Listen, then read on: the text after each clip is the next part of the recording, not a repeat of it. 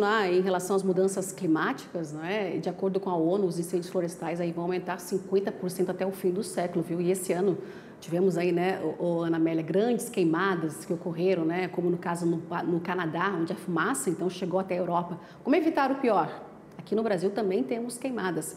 Sobre o tema e no contexto também do crédito de carbono, nós vamos conversar agora com o senador Luiz Carlos Reis, senador do PP do Rio Grande do Sul. Muito boa tarde, senador.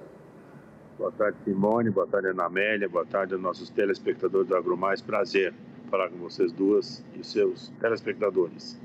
Prazer é tê-lo, a satisfação nossa aqui do AgroMais em tê-lo aqui para essa conversa. Senador, a importância da redução do desmatamento, queimadas aí em relação ao crédito de carbono.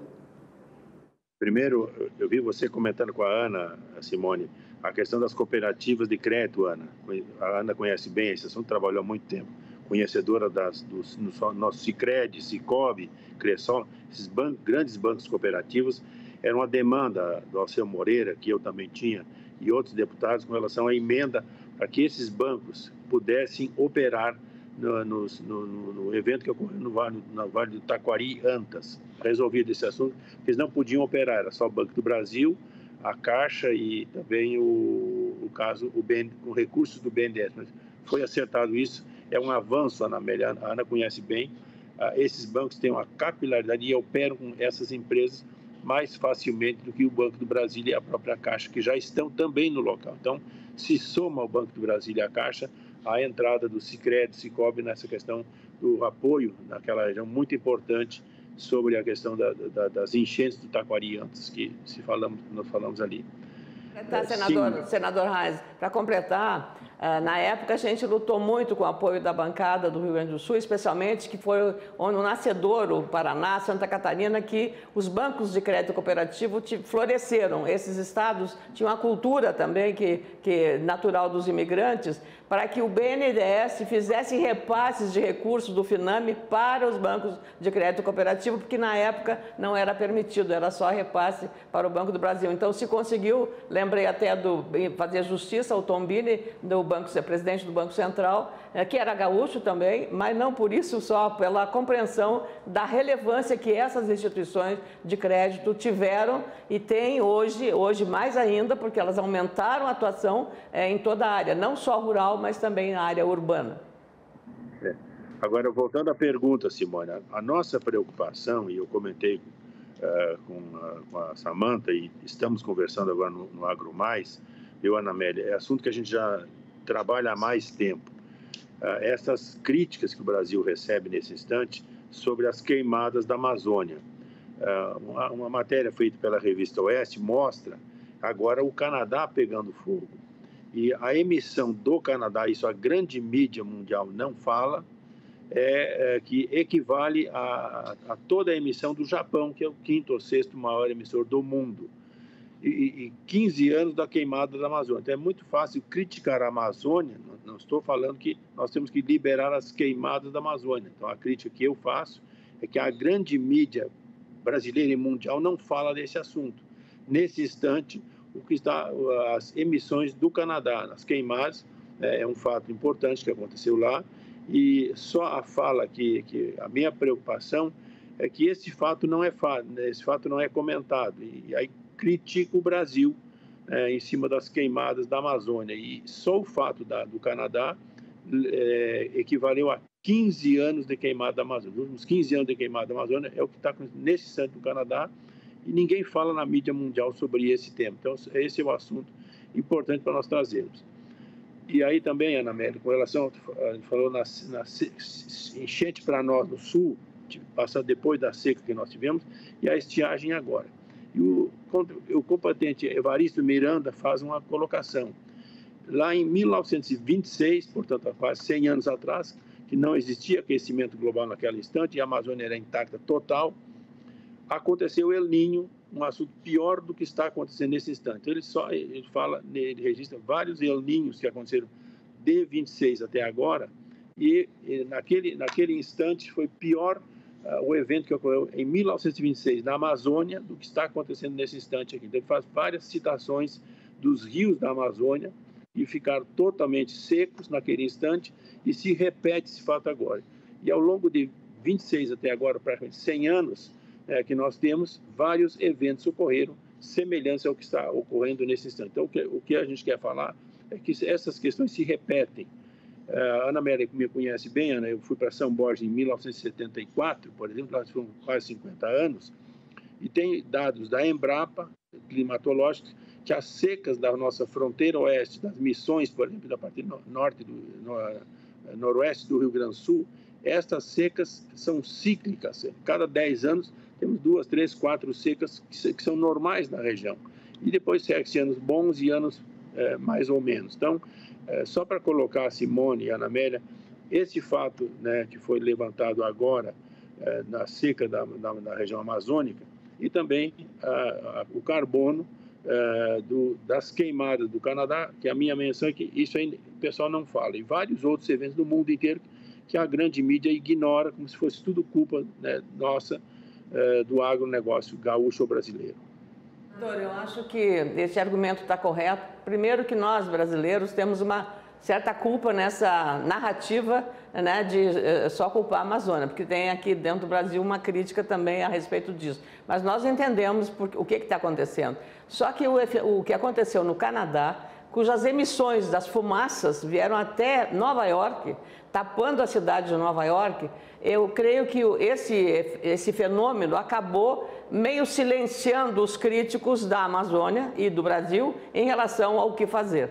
Então, agora é um fenômeno natural que aconteceu lá, a Grécia ficou sob chamas também, Portugal ficou sob chamas, vários países, a própria Austrália, os grandes emissores de carbono, vamos falar assim, que são os países ricos, os que estão no topo dos países mais industrializados. Então, eu creio que o fenômeno que aconteceu, e agora vai acontecer novamente. E lembra, o senhor ali de São Borja, houve uma seca tão grande que os campos da Argentina queimaram. E o prefeito do intendente ali de São Tomé, que é a prefeitura argentina ali do outro lado, de São Borja, pediu apoio ao Corpo de Bombeiros do Rio Grande do Sul para ir lá ajudar a apagar, porque eles não tinham capacidade para fazer o enfrentamento daquele incêndio lá em São Tomé.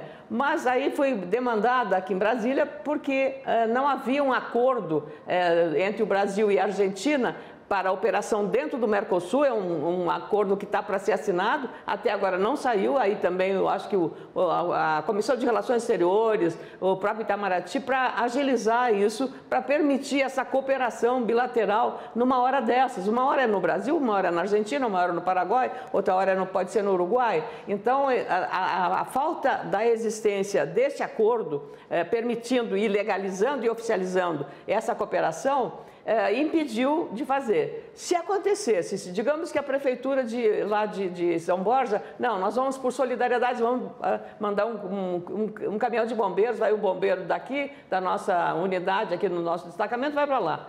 Só que se acontecesse qualquer tipo de problema, que o caminhão do bombeiro atingisse uma pessoa, isso não teria cobertura legal, seria um crime, seria uma situação extremamente complicada do ponto de vista da justiça, do ponto de vista diplomático e todos. Então, veja só, nós deixamos a descoberto em matéria que é importante resolver e aí cabe também a autoridade responsável, no âmbito do Mercosul, a fazer esses acordos para, em momentos como esse, vão se repetir. O senhor mesmo aí lembrou, a cada 10 anos acontece uma situação dessas, não é, senador? Isso aconteceu em Libres e Uruguaiana e São Borja e São Tomé, né? E foi permitido, eu recordo que eu participei na América, o delegado Ranolfo, que era o governador da época, e nós ajustamos com o pessoal do Itamaraty e foi possível, então, que se fizesse, mesmo sem uma legislação. Então, o pessoal de Uruguaiana ajudou Libres e o pessoal de São Borja ajudou São Tomé. Então, são fatos que ocorrem. As queimadas de florestas que tinha na Argentina e de campos também na Argentina. Não foi apenas a floresta que tinha no lado da Argentina e Uruguaiana, né, Libres no caso. Então, esse é um fato que se repete. Então, esse é uma situação importante que a gente está colocando aqui nesse instante. Pois é, né, senador? A gente relatou aí no mês de setembro, né? Setembro foi o mês mais quente aí no mundo, não é? E esse calorão fez com que casos, então, de incêndio disparassem no Brasil. Em setembro, então, foram mais de 41 mil focos registrados aí em relação a esse calorão. Ou seja, você falou que a gente vê aí uma fase cíclica, né, que acontece no mundo e não tem como escapar dele, né?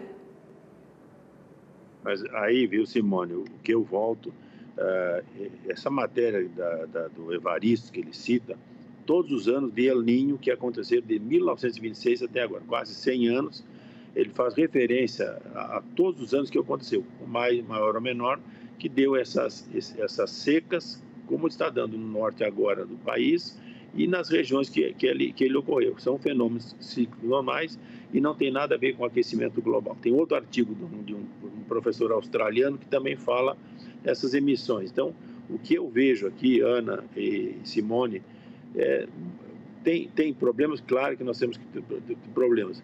A próprio projeto da senadora Leila, Ana Amélia, com relação ao mercado de carbono, nós retiramos o agro do processo porque seria mais um ônus para o agro brasileiro, né? Essa questão, se nós tivermos que, mesmo que nós sequestramos carbono, tem um trabalho realizado pelo Almir Ribeiro, que a Ana conhece bem, mais o Dirceu Gassin, que era da Embrapa, já faleceu, ele iniciou esse projeto, o professor da UPF também lá, e mais um pessoal da USP, mostrando quanto o agro brasileiro ele captura carbono, sequestra carbono da atmosfera, ele gasta 240 milhões de toneladas e capta mais de 7 bilhões. O balanço é positivo, mas isso não é falado. Esse assunto importante que eu estou pedindo, Ana Amélia, a própria Embrapa para referendar esses dados desse trabalho que foi feito no Gassin, Almir e mais 3 ou 4 professores da USP, da UPF,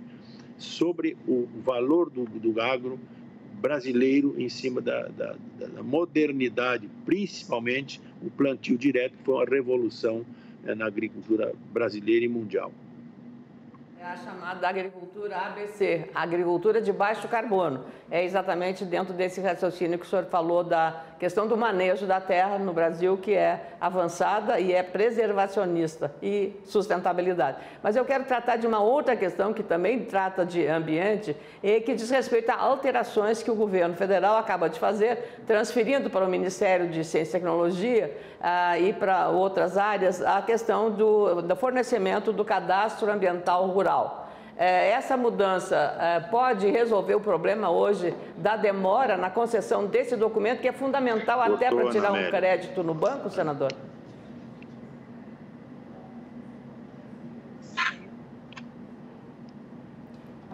O senador nos ouve?